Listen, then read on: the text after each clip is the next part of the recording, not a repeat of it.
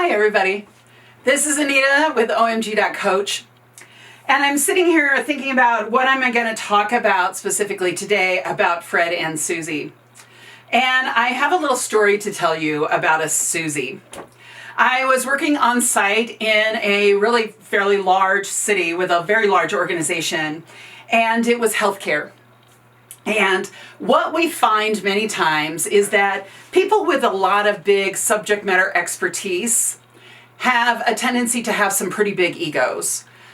You might have doctors, you've got head nurses, you've got administrators, you've got all those individuals, and the egos sometimes can get way too big.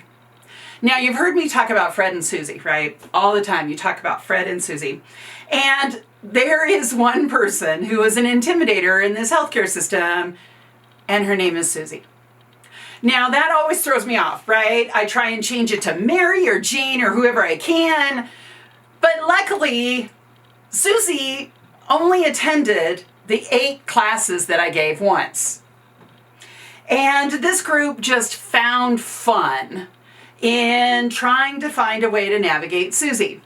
So because she wasn't in the room, we were really able to talk about what happens, where do you stand up, where do you say no, how do you make this work? And the number one problem that they have is that she believes that they're on call 24/7.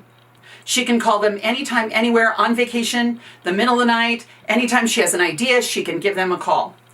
And for this to stop, everybody has to all say no. They have to not answer the phone call in the middle of the night. They have to not answer the email that she shoots out.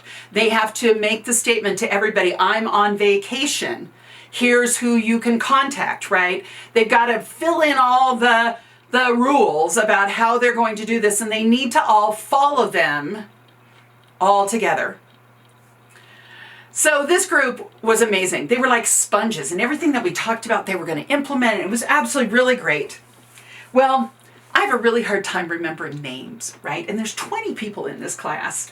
And so the first day, they all have their own names on their little name tents, right? And I always use name tents. Even when I get to know people, I still use a name tent because I look at the tent and then I look at the person and then I state their name.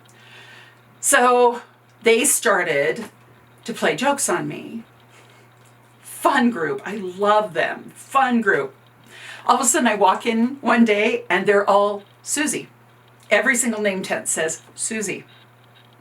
I walk in the next day and the men are Suzy and the women are Fred.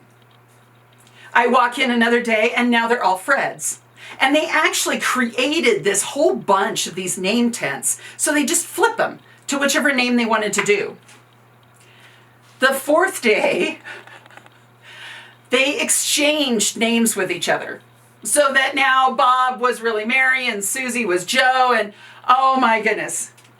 I will tell you, I was scared to death every day when I went into class about, am I going to be able to figure this out? And they were very welcoming and understanding.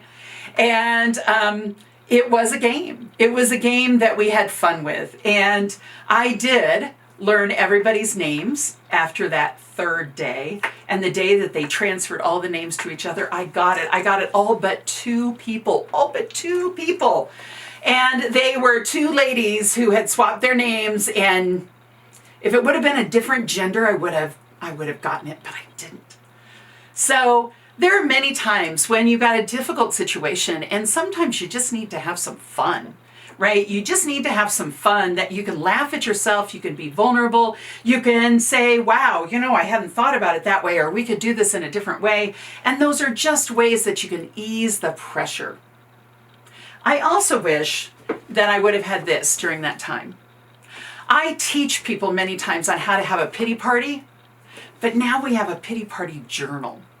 And this is designed so that when you vent out everything about this evil person, now you just rip out those pages and you burn them.